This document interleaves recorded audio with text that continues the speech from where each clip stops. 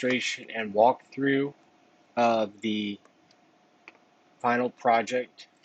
For my project, I decided to go with a cryptocurrency app so the users can check prices in real time of cryptocurrency prices. So um, I'll start from the beginning here. This is the main activity XML file. And here I just kept everything pretty simple. I just wanted to make it simple for the user, so I just have a login register button. User will enter a username and password, and then they can go ahead and log in if they're authenticated in Firebase. If not, they can register. I have a couple people in the authentication file who have registered for the app today. Just tested it out with a few people. So as long as they're logged in, or excuse me, they're registered, they just log in. If not, they'll register. And so here's just the XML. If I go to the main activity Java, it's where I used the Firebase library to do the authentication for users. So I have a Firebase auth object, mauth. So when a user were to sign in, and if they're logged in, it just goes and collects that email. And same thing with if this is an error, then it will just show the exception. There's the sign up click. So when a user wants to sign up, this is how a Firebase user is an mauth object, which is a Firebase object. And that is one of the built-in methods of the mauth, and it'll just get the current user and store an instance of them in the Firebase account.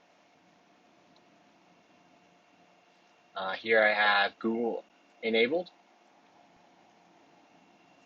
and here's just some basic usage and emails that we can send out when they register. I need to configure that, probably do that in the coming weeks, just for my own benefit. Now, when a user does log in, here is the crypto app main page. And I just have 3 buttons here, so user can click BTC, ETC, and Litecoin, and those are just corresponding to 3 main cryptocurrencies currently. Down here in the bottom nav menu, I have recents, favorites, and search. So a user the other cryptocurrencies they can search for, but I just have it defaulted to 3, just so the user can start using the app right away. But they can always add more with the app. And like I said, clicking the button returns the current price. Later on, I want to make it so that they can use different currencies, so like euros or yen or pesos, that they can just check the prices of the cryptocurrency against those.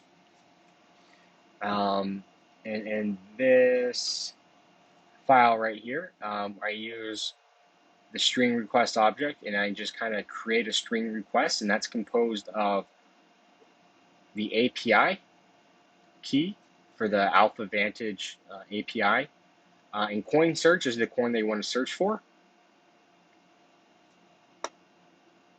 And so what it does is it just kind of composes a URL, and then a request is made. In this case, a GET request, because we're just requesting information at that API endpoint. And I'm just parsing the JSON and creating a JSON object so that can be worked with in the app. I can set the text to that price. If there's an error on the response, the user is presented with a toast notification, the API not responding. And right now, there's the 3 main buttons for Bitcoin, Ethereum, and Litecoin. The main price is returned. I just set some simple hard-coded numbers in there just for testing purposes.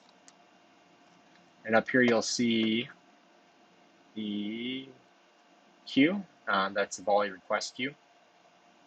And so here's the application running on the emulator. So I'll go ahead and log in with an account that I had created.